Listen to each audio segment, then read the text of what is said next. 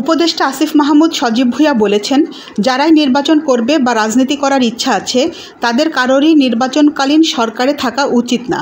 এটা যে কেবল আমি বা মাহফুজ আলম এরকম না ইস্যুটা, আরও অনেকেই আছেন যাদের রাজনৈতিক পদপদবিও ছিল। আমার মনে হয় যে তাদের কারোই নির্বাচনকালীন সরকারে থাকা উচিত না।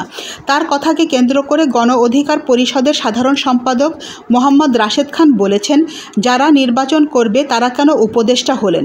বৃহস্পতিবার সন্ধ্যায় নিজের ভেরিফাইড ফেসবুক পেজে তিনি কথা বলেন। রাশেদ খান লেখেন, আমার আসলে বোধগম্য হচ্ছে না। বলা হচ্ছে যে উপদেষ্টারা রাজনীতি ও নির্বাচন করবে তাদের নির্বাচনকালীন সরকারে থাকা উচিত না। আমার প্রশ্ন হলো, যে ব্যক্তিরা রাজনীতি বা নির্বাচন করবে তারা কেন অন্তর্বর্তীকালীন সরকারের উপদেষ্টা হলো? তখন বলা হয়েছিল যারা উপদেষ্টা হবে তারা রাজনীতি ও নির্বাচন করতে পারবে না। এখন আবার নির্বাচনকালীন সরকারের কথা বলা হচ্ছে।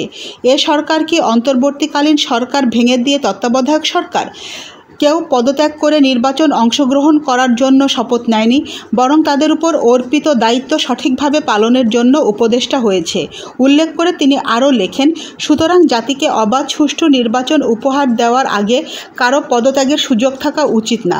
কেউ যদি দায়িত্বের বরখেলাপ করে তাকে জবাবদিহিতার আওতায় আনতে বহিষ্কার এবং শাস্তির মুখোমুখি করা উচিত, এবং সে যে সরকারি সুযোগ সুবিধা গ্রহণ করেছে দায়িত্ব পালন না করলে তার থেকে ডাবল জরিমানা গ্রহণ করা উচিত। তিনি লেখেন, কারো নামের আগে সাবেক উপদেষ্টা লাগিয়ে তার সিভি ভারী করার জন্য এত মানুষ রক্ত দেয়নি। সঠিক বিচার, সংস্কার ও নির্বাচনের মাধ্যমে নতুন বাংলাদেশ গঠনের লক্ষ্যে এত মানুষ আত্মত্যাগ করেছে। সেই ত্যাগ যেন কারো আখের গোছানোর হাতিয়ার না হয়।